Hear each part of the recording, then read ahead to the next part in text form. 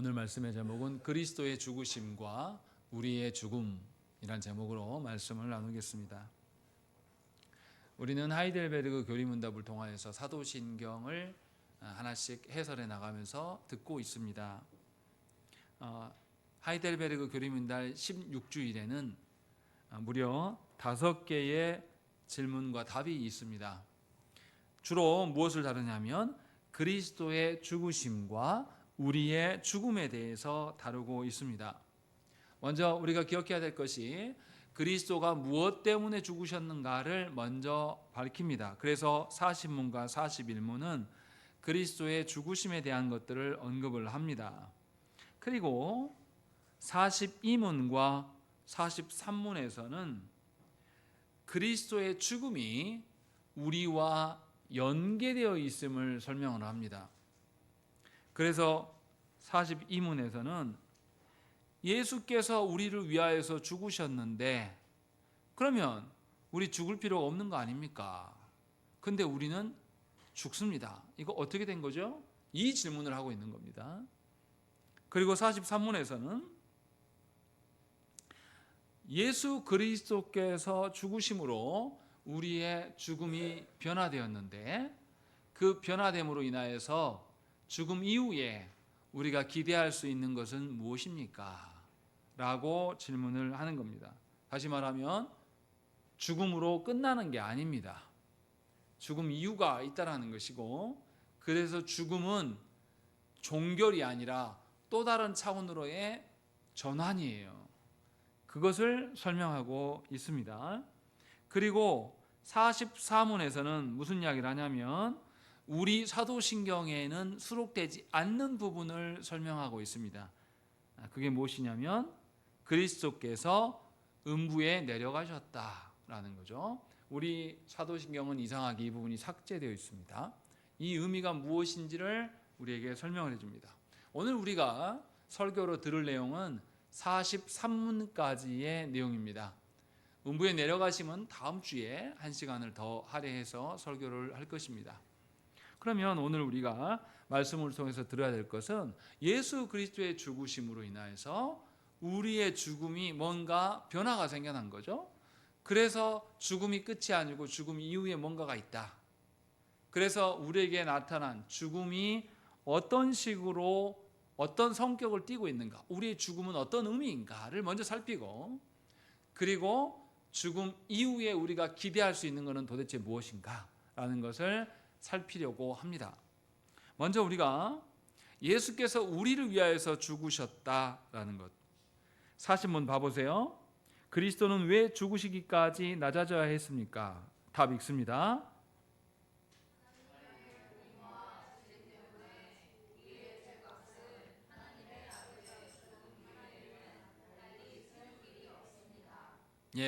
예수께서 우리의 죄값을 치르셨다. 그것을 위하여서 죽으셨다고 밝힙니다. 그러면 주께서 죄값을 치르니까 우리는 죽지 않아야 되는 것이 합당한 논리적인 구조입니다. 그런데 우리는 예수를 믿었어도 반드시 죽습니다. 왜 그럼 우리가 죽어야 되고 이 죽음이 무엇인가에 대해서 우리는 생각을 해봐야 돼요. 예수 믿었는데도 불구하고 세상 사람들하고 동일한 죽음의 관점을 갖는다라면 그 사람은 예수 믿는 자가 아닙니다. 왜냐하면 세상 사람들의 죽음은 뭡니까? 끝이에요. 끝. 더 이상 없어요. 그 다음은. 세상 사람들의 관념은. 그래서 죽기 전에 무슨 말 합니까? 뭐 해도 이생이 좋다? 네. 똥밭에 굴러도 이생이 좋다고 말하는 거예요. 그 사람들에게 뭐만 있습니까? 육신을 가진 이 땅밖에 없어요. 왜냐하면 죽음, 그 사람들의 죽음 뭐예요? 끝입니다. 더 이상 없어요.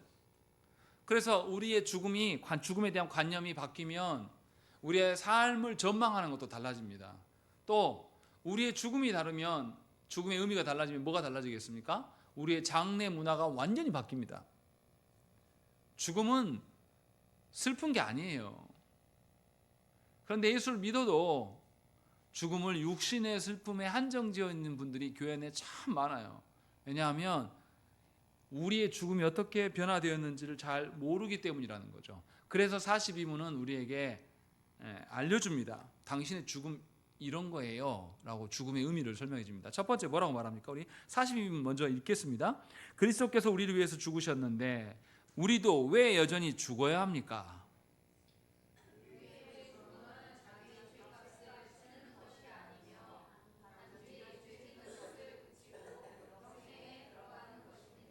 세 가지를 설명합니다. 뭡니까? 우리의 죽음은 죄값을 치르는 죽음이 아니다 라는 거. 두 번째는 죄 짓는 것을 멈추게 됩니다. 뭘로요? 죽음으로. 세 번째는 죽음으로 영생에 들어가는 것입니다 라는 의미를 세 가지로 설명을 합니다. 먼저 우리 죽음은 우리 죄에 대한 대가를 치르는 것이 아니라고 설명을 합니다.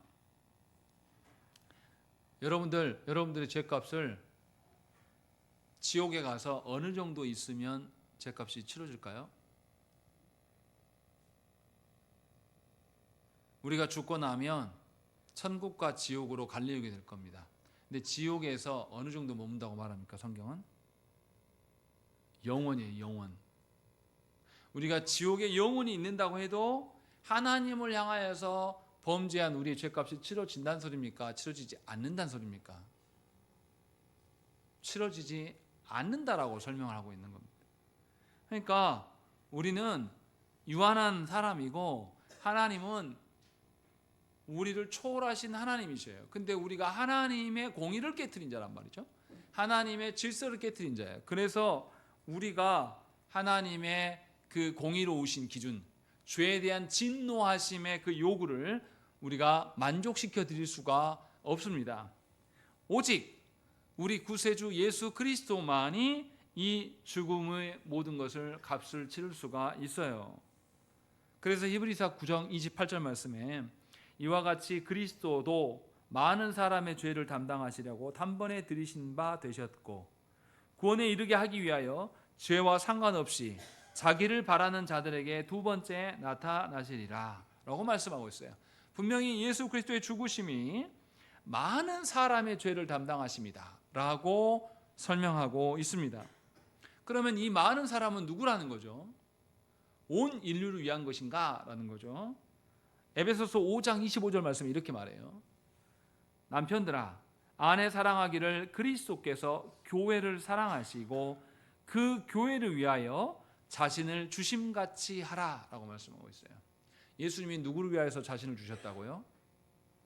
교회를 위하여 자기를 주셨다라고 에베소서에서 말씀하고 있어요. 다시 말하면 그리스도께서 죽으심은 누구를 위함입니까? 교회된 자들의 죄값을 위함인 것을 우리는 알 수가 있습니다. 그래서 교회된 우리는 죽음을 맞이하고 있어도 죽음 앞에 우리는 억눌릴 이유가 없어요. 왜냐하면 죽음이 주는 그 공포와 죽음이 주는 저주를 누가 해결하셨어요?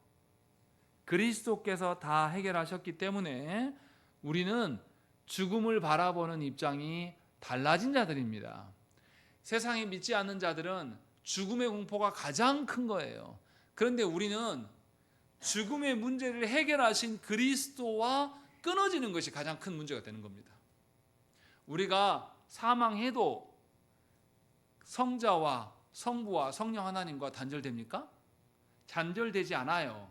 우리의 육신의 죽음이 온다 할지라도 우리는 예수 그리스도 안에서 살아가게 되어 있습니다.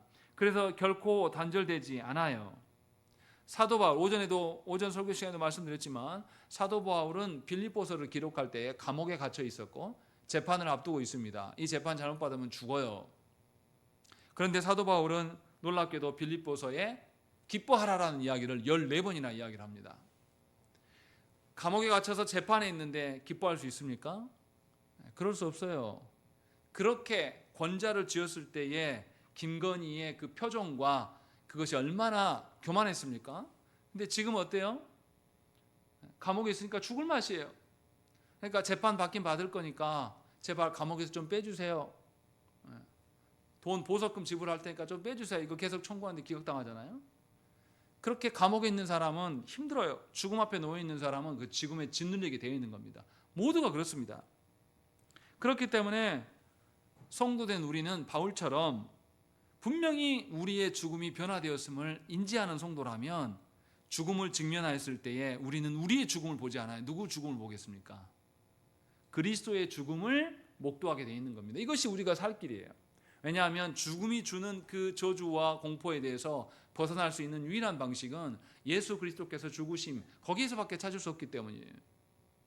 이것을 믿는 사람이라면 죽을 것 같은 상황이 닥치면 예수께 구하게 되어 있는 겁니다. 이게 믿음이라는 거예요. 그리고 이렇게 죽을 것 같은 상황이 되었을 때에 주님을 찾을 수 있는 것이 사실은 은혜입니다. 이것을 죽음에 비하기는 좀 그렇긴 하지만 제가 요도에 돌멩이가 끼어보니까 2번 끼어가지고 파쇄술 2번 했는데요. 3번 했는데요. 끼니까요. 이게 응급실 가서 이렇게 주사를 놔도 듣지 않아요. 똑같습니다. 주사를 맞아도 굉장히 아파요. 그리고 밤에 전 처음에 했을 때 왜 아픈지 몰라가지고 밤새 내 잠을 못 자고 막 떼굴떼굴 굴렀습니다. 온몸이 막 땀을 흘리면서. 그러면서 제가 하나님께 막 회개했어요. 하나님 저 좀 살려주세요. 그리고 편안하게 이렇게 있을 때 내가 편안하고 안정되었을 때에 하나님께 도운전한 태도를 취하지 못한 것에 대해서 많이 회개했습니다. 아프면서. 그러면서 정말 죽을 위기가 찾아오니까 감당할 수 없는 고통이 오니까 사람이 하나님 앞에 서게 되는구나. 사실 이게 하나님 부를 수 있는 자체가 은혜구나 라는 것을 그때 많이 경험했어요. 설교 준비하면서 그때를 생각했습니다. 죽을 뻔할 때. 또 제가 초등학교 때 물에 빠져서 이게 다리 밑에 물에 빠졌는데요. 빠졌는데 키가 넘어요. 빠졌는데 위에 친구들이 다 보고 있어요. 보고 있는데 저는 나가고 싶은데 나갈 수 없는 그 상황. 그때 길지 않았겠죠. 그러니까 제가 살아 있었겠죠. 근데 제 기억은 굉장히 길었던 기억으로 나는데 그때 물속에 들어가면서 하나님 살려달라고 그렇게 했던 기억이 나요. 이렇게 죽음 앞에 직면하게 될 때 하나님의 택한 자녀들은 하나님 앞에 서게 됩니다. 이것이 사실은 은혜예요. 그래서 우리가 착각하면 안 됩니다. 우리의 죽음은 우리의 죄에 대한 대가는 예수께서 다 치르셨고 우리는 그래서 죽는 게 아닙니다. 다른 방식의 죽음이라고 성경은 우리에게 말씀하고 있어요. 그래서 예수 믿는 사람에게는 고난이 은혜를 발견하는 기회가 되는 겁니다. 세상 사람들은 죽을 뻔한 같은 상황이 닥치면 그들은 산 이야기를 해요. 내 이래이래해서 살았다. 산 이야기만 합니다. 그러나 예수 믿는 사람들은 죽음 앞에 섰을 때에 하나님을 바라보게 돼 있다라는 점에서도 큰 차이가 생겨난다는 것이죠. 그리고 두 번째로 죽음은 하이델베르그 요리문답에서 뭘 그치게 합니까? 죄 짓는 것을 그치게 합니다. 사도 바울은 예수를 다메섹 도상에서 만나고 뛴 뒤에 삶이 완전히 전환됩니다. 유대인에서도 엘리트층에 속했고 예수 믿는 자를 잡으러 다니는 자로서 유명했던 사람이에요. 그런데 사도 바울이 예수를 만나고 난 뒤에 삶이 완전히 전환됩니다. 그런데 사도 바울이 전환되어서 자신을 의인이라고 했을까요? 사도 바울이 뭐라고 말하냐면 오호라 나는 곤고한 사람이로다.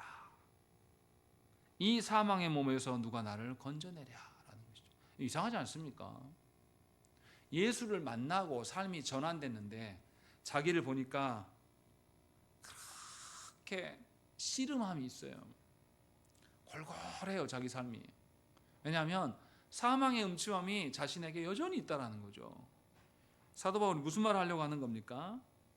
사도 바울은 살아있는 동안에 자신이 늘 죄의 영향력 아래에 있었음을 고백하는 것입니다. 그래서 오늘 본문으로 삼았던 빌립보서 1장 23절 말씀도 그게 되어 있는 거죠. 22절부터 볼까요? 그러나 만일 육신으로 사는 이것이 내일의 열매일진데 무엇을 택해야 하는지 나는 알지 못하노라. 내가 그 둘 사이에 끼었으니 차라리 세상을 떠나서 그리스도와 함께 있는 것이 훨씬 더 좋은 일이라. 그렇게 하고 싶으나 내가 육신으로 있는 것이 너희를 위하여 더 유익하리라 라는 것이죠. 사도 바울은 뭐 하고 싶다는 거죠? 이 육신의 삶, 공고한 삶 이제 그만 정리하고 누구와 함께 하고 싶다. 예수 그리스도와 함께 하고 싶다라고 고백하고 있는 거예요. 사도 바울이 말하는 것의 의미는 뭡니까? 우리가 예수를 믿어도, 예수를 믿는 삶을 살아도 우리는 뭐에 늘 시달립니까? 죄의 영향력 아래 놓여 있고 우리의 본성은 살아 있어서, 죄된 본성은 살아 있어서 죄와 씨름하는 삶을 계속 살아갑니다. 그래서 성경에서 뭐라고 합니까? 성도의 삶은 뭐와 같다? 영적 전쟁과 같다라고 말씀하고 있는 거죠. 뭐 저도 전쟁에 참전해 보지 않아서 전쟁의 실상이 무엇인지를 몰라요. 그러나 훈련 뛰는 삶을 살아봐서 압니다. 훈련 뛰면 어떻습니까? 을지 포커스 렌즈 같은 거 뛰면요, 며칠간 잠을 제대로 못 잡니다. 전투화를 안 벗어요. 전투도 안 벗고 옷도 안 갈아입습니다. 계속 무장한 상태로 있습니다. 졸긴 졸아요. 누워도 잘 안 잡니다. 그래가지고 굉장히 피곤해요. 왜냐하면 계속 전투 태세를 하고 있어야 되기 때문에. 그리고 훈련이 끝나잖아요. 그러면 전투화 벗으면 어떻게 되는 줄 아세요? 양말이 몸에 딱 들러붙어 있습니다. 그리고 이게 벗기면 굉장히 아파요. 그래가지고 자국이 잘 안 없어집니다. 이런 삶을 날마다 사는 거예요. 못 먹는 거 말도 안, 씻는 거 이런 걸로 고민하지 않아요.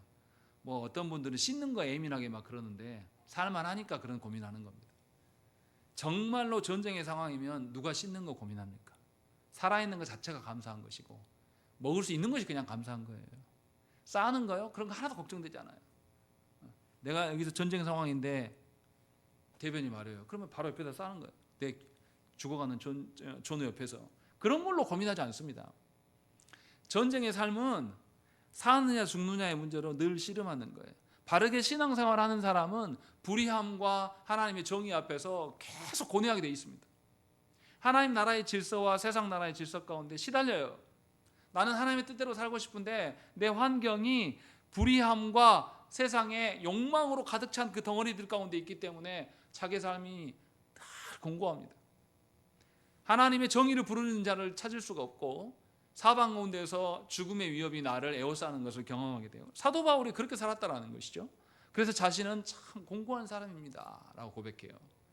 자기는 마음 중심에는 예수 그리스도로 인한 하나님의 의로 살고 싶은데 자기의 본성 안에 그것이 남아있기 때문에, 죄악이 남아있기 때문에 늘 씨름하는 삶을 살아왔습니다 라고 말하는 것이죠. 예를 들면 이런 거예요. 여러분들에게 어떤 육신의 연약함이 있는지 잘 모르겠으나 생각을 해보세요. 제가 아는 어떤 한 목사님은 소아마비로 인해서 잘 못 걷습니다. 팔도 이렇게 반드시 펴지지 않아요. 그래서 걸으면 굉장히 몸이 이렇게 뒤뚱거려요. 골반도 다 틀어집니다. 평생 그렇게 살아왔어요. 지금도 그렇게 살고 있고. 그렇게 살다가 그분이 죽어서 주님 앞에 설 때 그렇게 서겠습니까? 이제는 더 이상 틀어진 길이가 다른 자기의 다리에 그런 불편함에서 자유하게 될 거예요. 그때 우리처럼 전혀 불편함 없이 반드시 걸어보는 게 그분이 소원인데, 그렇게 반드시 걸을 때에 얼마나 기쁘겠습니까? 얼마나 그간에 쩔뚝쩔뚝 걸으면서 반드시 걸을 수 없는 자기 자신, 늘 넘어지는 자기 자신에서 해방되는 그 기분, 얼마나 엄청나겠습니까? 바울은 그런 삶을 살았다라고 이야기하는 거죠. 예수 그리스도로 인하여서 구원받은 우리들에게 죽음은 이런 나를 계속 신음하게 만들고 나를 하나님과의 단절 가운데 떨어뜨리게 하는 그 죄로부터 끝나는 거예요. 그게 죽음입니다. 그러니까 사도 바울은 자신이 죄와 늘 싸운 사람이기 때문에 이제는 그 죄에서 벗어나서 주님과 함께하고 싶다라고 이야기를 하는 겁니다. 전쟁터에서 왜 상대방과 싸우다가 죽기도 하지만 스스로 절망해서 죽기도 합니다. 자살해버려요. 더 이상 견디기 힘드니까. 우리가 죄와 씨름하는 사람이고 우리가 그 죄의 공포 아래서 늘 시달리는 사람이라면 하나님 앞에 속히 가기를 원할 겁니다. 예수께서 빨리 오시기를 바라고 구할 거예요. 그러나 우리가 여전히 죄의 범벅에 대해서 죄가 주는 그 달콤함에 젖어 살아가는 사람이라면 이 땅이 좋아요. 이 땅의 삶을 계속 유지하고 싶어서 이 육신의 생명을 계속 유지하려고 별짓을 다 할 겁니다. 세상에는 그런 사람들이 많아요. 대표적인 케이스가 진시황이지 않습니까? 진시황은 영생하고 싶어서 뭘 먹었다고요? 수은을 먹었어요. 수은을. 여러분 수은 먹을 수 있을 것 같습니까? 중독당해가지고 나중에 수은 중독으로 인해서 몸이 온전치 못했을 겁니다. 의학자들이 이야기해요. 그런 짓을 스스로 하는 거예요. 영생하고 싶어서. 이 땅의 삶이 너무 좋으니까. 그러나 분명하게 성도된 자들은 죄와 싸우는 자들이고, 내가 하나님의 말씀대로 서고 싶은데 늘 그러지 못한 나를 발견해요. 그래서 내가 나가 싫은 거죠. 자녀들에게, 우리 청소년들이 이렇게 보면 좀 마음이 짠해요. 애들한테 가서 처음 만났어도 공부 이 두 단어만 던지면 애들의 눈동자가 흔들리는 게 보입니다. 어떤 애인지 금방 파악이 돼요. 뭐 한 거죠? 공부에 늘 시달리고 살아갑니다. 공포예요, 공부가. 즐거운 것이 아니라. 그렇게 해서 거기 살아가면서 자유하게 됩니다. 언제요? 수능 끝나고 이번 주에 조심하셔야 됩니다. 수능 끝난 이번 주, 오늘 저녁까지가 고3 애들이 미쳐 있는 것이 막 드러나는 시기예요. 실제로 이때 범죄율도 높습니다. 이때. 이렇게 죽음은 우리의 죄 짓는, 죄로 인해서 시달린 모든 것부터 그치게 하는 그 자유함을 주는 거죠. 그리고 세 번째로 하이델베르그 여르긴다 뭐라고 합니까? 죽음은 영생으로 가는 문이다. 절차일 뿐이다 라고 말씀하고 있어요. 그래서 오늘 말씀에서도 23절에서도 차라리 세상을 떠나서 그리스도와 함께 있는 것이 훨씬 더 낫다라고 이야기를 하는 것입니다.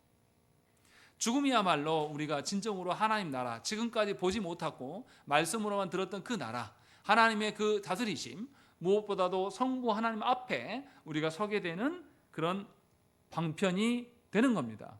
그래서 예수 믿는 사람들은 장례식 때 슬퍼하지 않아요. 흔히들 목사님이 뭐라고 설교합니까? 장례식을 장례식이라 부르지 않고 뭐라고 합니까? 천국 환송식이다 이렇게 이야기를 해요. 이분이 먼저 하나님 나라 가 계시니까. 그래서 뭐라고 말씀하죠? 이제는 이분은 더 이상 육신과 죄로부터의 그 연약함 속에서 자유함을 안에서 누구 품에 있다? 하나님 아버지 품에 지금 있을 것이다. 그러니 슬퍼하지 마라. 우리가 가야 할 길을 먼저 가신 것뿐이다 라고 말씀하는 것이죠. 이처럼 우리는 영생의 시작을 언제부터 시작하냐면 죽음으로 말미암아서 시작된다는 것입니다. 그래서 그리스도인들에게 죽음은 끝이 아니에요. 새로운 시작입니다. 저와 여러분들이 한 번도 해보지 못한 죄로부터 완전한 자유한 상태, 내가 하고 싶은 것이 있는데 그 하고 싶은 것이 누구와 맞아떨어지는, 삼위 하나님의 뜻과 딱 맞아떨어지는 그 상태의 시작이 죽음으로부터 시작된다는 것입니다. 그래서 고린도전서 2장 9절 말씀에 기록된 바 하나님이 자기를 사랑하는 자들을 위하여 예비하신 모든 것은 눈으로 보지 못하고 귀로 듣지 못하고 사람의 마음으로 생각하지도 못하였다 함과 같으니라 라고 말씀하고 있어요. 하나님이 약속하신 하나님 나라는 우리 중에 본 사람이 없습니다. 볼 수도 없어요. 그래서 그 나라의 그 어떠함을 우리는 죽음으로부터 맛보기 시작하는 것입니다. 그래서 믿는 자에게 죽음은 최종적인 사건이 아니라 시작점이에요. 전혀 다른 이야기인 겁니다. 그래서 이것을 믿는 사람은 정말로 하나님 앞에 서기를 소망할 수 있는 것입니다. 그래서 사도 바울은 데살로니가 전서 4장에서 죽음을 뭐라고 말합니까? 죽은 자들을 뭐라고 말하죠? 잔다라고 이야기합니다. 죽었다고 말하지 않습니다. 다시 깨어날 거거든요. 다시 하나님 앞에 서게 될 거거든요. 그 말씀을 우리에게 주고 있는 겁니다. 그러니 여러분들의 죽음에 대한 관념을 바꾸셔야 됩니다. 여러분이 죽음에 대한 관념이 바뀌지 않는다면 하나님께 기도하셔야 돼요. 여전히 세상 사람의 방식으로서 죽음을 두려워하고 죽음의 지배 아래에 있는 것은 하나님의 은혜를 모르는 겁니다. 하나님이 우리에게 변화시킨 예수 그리스도의 그 죽으심이 우리의 사망을 완전히 전환시켰다는 거죠. 그래서 이제는 우리는 예수 그리스도의 죽으심으로 우리는 새로운 시작점을 죽음으로 보게 되는 것이고, 죄로부터 이제 끊어지는, 더 이상 지금 우리가 늘 죄와 싸우고 있는, 내가 하나님 말씀대로 살아야지 늘 다짐하잖아요. 여기 와서 다짐하고, 주일마다 다짐하고, 또 뭐합니까? 성찬 예식할 때 또 다짐하고, 또 이제 한 달 반 정도 있으면 또 한 해가 가고, 새로운 해가 되면 그때 우리가 또 다짐하고, 그래서 다짐하다 이걸 많이 하다 보면 나중에 어떻게 됩니까? 나중에는 이제 다짐도 안 해요. 왜요? 내가 누구를 못 믿으니까. 나를 못 믿어요. 얼마나 불쌍한 겁니까? 우리 자녀들한테도 그러거든요. 네 할 일 해라. 그러면 네가 너를 믿게 될 것이다. 그러면 계획하는 인생을 사는 것이지 끌려가는 인생을 안 살거든요. 근데 자기 할 일 안 하면 주변에서 무슨 소리 듣습니까? 내가 딱 적절한 시기에 제가 결혼을 안 했어요? 안 하면 주변에서 뭔 소리 들립니까? 결혼해라 든단 말이에요. 그러면 결혼을 내가 하고 싶어서 하는 겁니까? 끌려다니면서 하는 거예요. 끌려가는 인생을 사는 거예요. 멱살 잡혀가지고. 실제로 그렇게 결혼하는 분들도 있습니다. 결혼이 왜 필요한지, 결혼이 무엇인지 잘 모르는 상태로 그냥 주변에서 야, 네 나이를 봐라 하면서 해서 결혼하는 분들도 있어요. 얼마나 불쌍합니까? 무슨 말 하려고 하는 거죠? 하나님께서 예수 그리스도를 내어주심으로 말미암아서 우리의 죽음을 바꿔놓으셨어요. 그럼 우리는 이제는 죽음에 끌려다니는 인생이 아닙니다. 죽음은 하나님 앞에서 온전해져 가는 과정 중에 하나일 뿐이에요. 그러면 사망의 공포에서 우리가 자유로워집니다. 그리고 죽음 이후의 삶이 있기 때문에 그 삶을 근거로 오늘을 살아갈 수가 있는 것이죠. 이것을 놓고 저와 여러분들은 기도하셔야 됩니다. 얼마나 이게 중요한 이야기인지 하이델베르그 교리문답은 그리스도의 죽으심으로 너희의 죽음이 바뀌었다라는 한문을 만들고, 그 다음에 죽음 이후에 너희가 기대할 것들이 있다라고 또 다른 한문을 만들어 놨어요. 그만큼 중요한 이야기입니다. 아직도 세상 사람들처럼 여러분들의 사망을 생각한다면 크게 기도하셔야 될 문제예요. 여러분들은 변화되지 않은 것이니까요. 분명하게 이 점을 놓고 기도하시기를 빕니다. 그리고 이어서 43문을 읽어보겠습니다. 그리스도의 십자가의 제사와 죽으심에서 우리가 받는 또 다른 유익은 무엇입니까?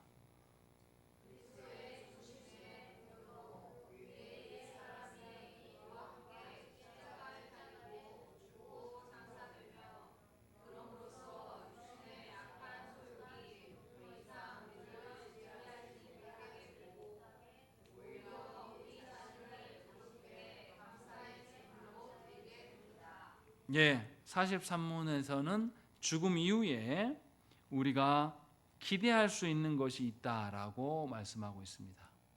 우리 주기도문 한번 생각을 해보십시다. 예수께서 다시 오시게 되면 주기도문의 어떤 부분이 바뀔까요? 아니면 우리가 죽었어요. 그러면 주기도문의 어떤 부분을 고백하지 않을까요?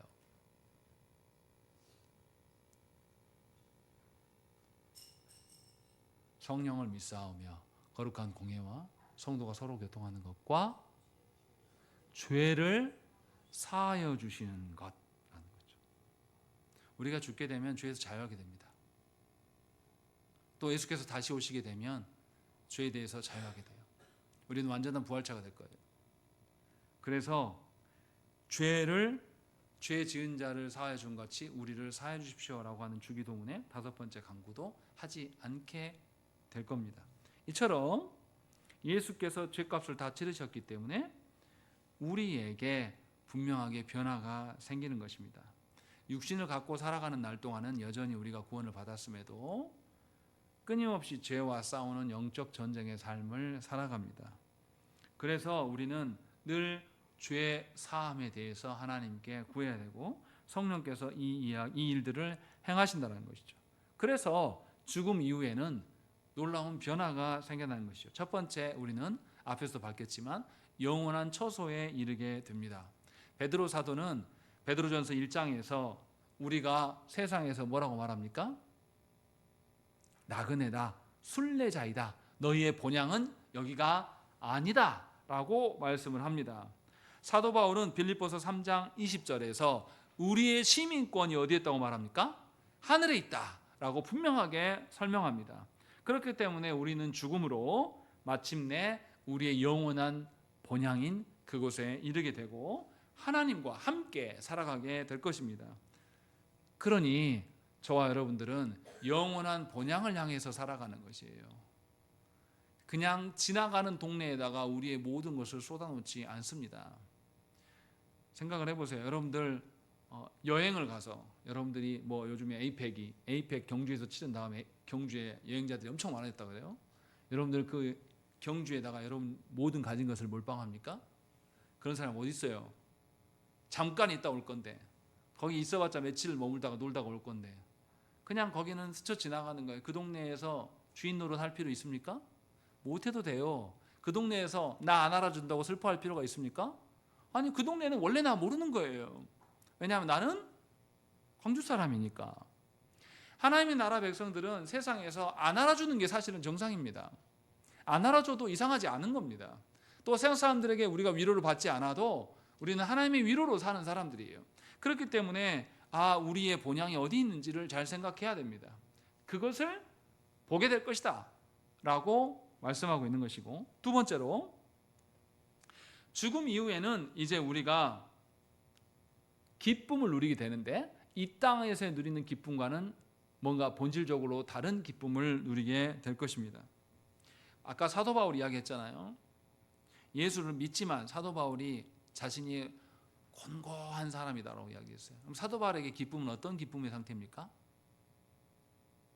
하나님이 주시는 온전한 기쁨으로 항상 기쁨 충만해 있습니까? 아니요. 사도 바울은 기쁨이 있긴 있지만 뭐도 섞여 있습니까? 죄와의 싸움으로 오는 슬픔도 섞여 있는 자예요. 우리도 마찬가지입니다. 우리도 하나님의 은혜를 누릴 때는 언젠가 하나님께서 예배 시간에 또는 기도하는 중에 하나님께서 은혜를 베푸실 때는 우리가 즐거워하고 죽음까지도 불사할 수 있는 그 기쁨 속에 있어요. 그런데 그것이 오래 갑니까? 오래 가지 않아요. 우리는 하나님이 주신 은혜를 자꾸 잃어버립니다. 그래서 우리는 슬픔도 함께 섞여 있어요. 고통도 섞여 있습니다. 그래서 우리는 시달려요. 사람이 애기들 한번 봐보세요. 애들 간지럼 태우는 게 좋습니까? 안 좋습니까? 안 좋아요. 억지로 웃게 만드는 거거든요. 웃었다가 울었다가 이거 막 반복해 보세요. 그럼 사람이 어떻습니까? 울고 나면 사람 어쩌죠? 애들 이렇게 혼내고 나서 애들 울고 달래주면 애들 그 다음에 뭐합니까? 자요. 지쳤거든요. 그러니까 하나님이 주신 기쁨이 있긴 있는데 우리의 죄로 말미암아서 우리가 또 슬퍼요. 이게 섞여 있으면 우리의 육신의 삶, 우리의 삶이 바울이 말한 것처럼 곤고하고 피곤해요. 그렇기 때문에 우리는 이 땅에서 고통이 섞여 있는, 슬픔이 섞여 있는 기쁨을 누리고 살 뿐입니다. 그런데 요한계시록 21장 4절 말씀 보시면 그날에 예수께서 모든 눈물을 그 눈에서 닦아주셔서 다시는 사망이 없다고 말씀하세요. 다시 말하면 죽음 이후에 우리는 온전한 기쁨을 누리게 됩니다. 근심이 섞이지 않는, 고통이 없는 완전한 기쁨을 누리게 되는 것이죠. 그래서 요한계시록 22장 32절 말씀에 다시는 저주가 없을 것이다 라고 말씀합니다. 또 세 번째로 기쁨을 누리는데 그 기쁨이 잠깐 있다가 없어지는 기쁨이 아니라 영원한 기쁨을 누리게 된다고 말씀합니다. 다윗을 생각을 해보십시다. 다윗은 어떤 사람입니까? 다윗은 멋있는 성군이라고 우리는 착각을 해요. 그런데 생각을 해보세요. 다윗은 자기 장인에게 죽임을 당할 것 같아서 도망자의 삶을 삽니다. 모르는 사람도 아니고 자기 장인한테요. 그 쫓겨가는 사람의 심정이 어떠하겠습니까? 괴로울 거예요. 또 자기 아내를 딴 사람한테 뺏깁니다. 그때 얼마나 참혹하겠습니까? 그런데 그 딴 사람이 누굽니까? 자기 아들이에요. 후궁들을 10명이나 자기 아들이 왕권을 노리고 대낮에 백성들이 보는 앞에서 강간합니다. 그것을 경험했던 아버지의 심령이 어떠하겠습니까? 얼마나 속이 뒤집어지겠습니까? 또 다윗은 자녀들끼리 성폭행하는 것을 보게 돼요. 얼마나 그 아비의 심정이 괴롭겠습니까? 여러분들 그렇게 생각해 보세요. 그런다고 한번 해보세요. 자녀들끼리 성폭행을 한다. 미칠 일이죠. 다윗은 그런 삶을 살았던 사람이에요. 그런데 다윗이 시편 16편 11절 말씀에 뭐라 그러냐면 주께서 생명의 길을 내게 보이시리니 주의 앞에는 충만한 기쁨이 있고 주의 오른쪽에는 영원한 즐거움이 있나이다 라고 이야기하는 것이죠. 다윗에게 기쁨이 뭐가 있겠습니까? 아들이 자식들끼리 또 자기의 장인이 그렇게 행했을 때 생각을 해보세요. 다윗이 사울의 딸을 보고 어떻게 생각했겠습니까? 사랑할 수 있겠습니까? 그런다고 내치지도 못하고, 그래서 어떻습니까? 빼앗긴 그 아내를 데려오지만 성경이 뭐라고 말합니까? 죽을 때까지 그 여인을 동침하지 않았다, 보지 않았다 라고 설명해요. 얼마나 괴로운 삶을 살았겠습니까? 그런데 다윗은 놀랍게도 뭐냐면 기쁨을 말해요. 누구 안에서? 하나님 안에서 영원한 즐거움과 기쁨이 있다고 말해요. 그러니까 다윗은 우리가 생각하는 것과 달라요. 다윗은 그 큰 나라를 이루고 그 권좌를 가졌음에도 불구하고 거기에서 오는 기쁨을 누린 사람이 아닙니다. 하나님으로부터 오는 기쁨으로 자기의 영혼을 달래면서 살았던 사람임을 성경은 말씀합니다. 그러니까 저와 여러분들이 죽은 이후에 온전한 기쁨, 슬픔이 없는 온전한 기쁨을 누리게 되고 그 기쁨이 영원히 지속될 것에 대한 것들을 기대할 수 있게 만드는 것입니다. 또 중요한 것은 뭐냐면 죽음 이후에 우리는 누구와 함께 삽니까?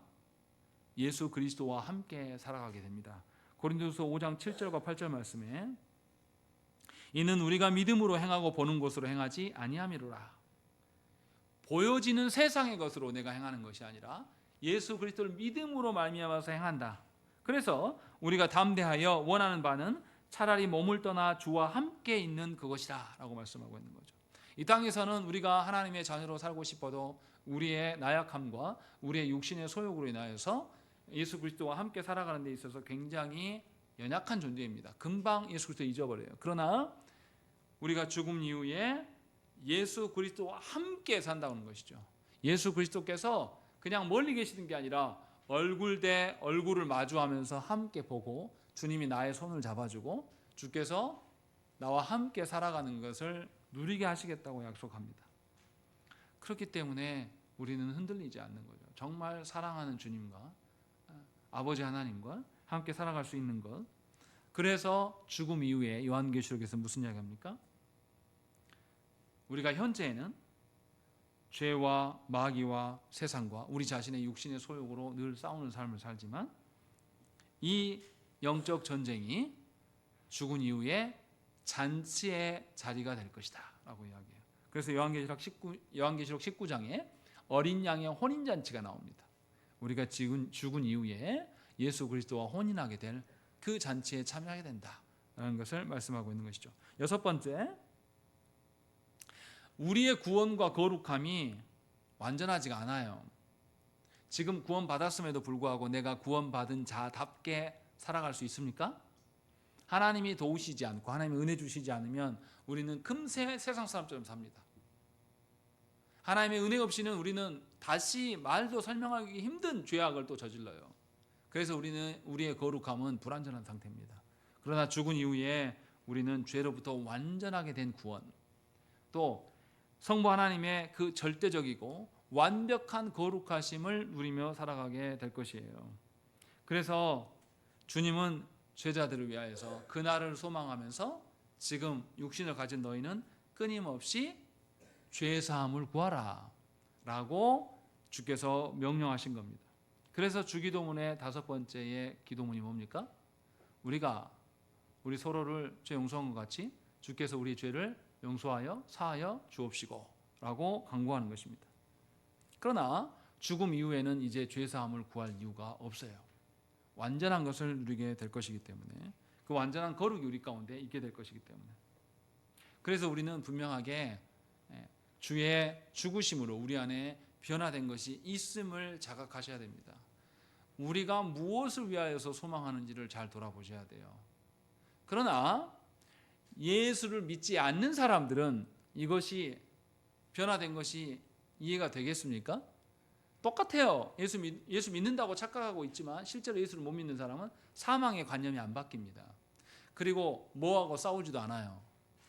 죄와 싸우지 않아요. 그냥 세상처럼 살기 때문에 그냥 편안해요. 그런 분들의 기도는 어떤 기도겠습니까? 그냥 육신의 삶에 대한 기도밖에 몰라요. 하나님의 나라와 하나님의 의, 삼위 하나님과의 교제함 뭐 이런 거 할 리가 없는 거죠. 모르는데 어떻게 기도합니까? 분명하게 그리스도의 그 죽으심이 우리에게 유효하게 될 때에만 이것든 것이 주어지는 겁니다. 그래서 보세요. 43절에도 뭐라고 되어 있습니까? 답 보세요.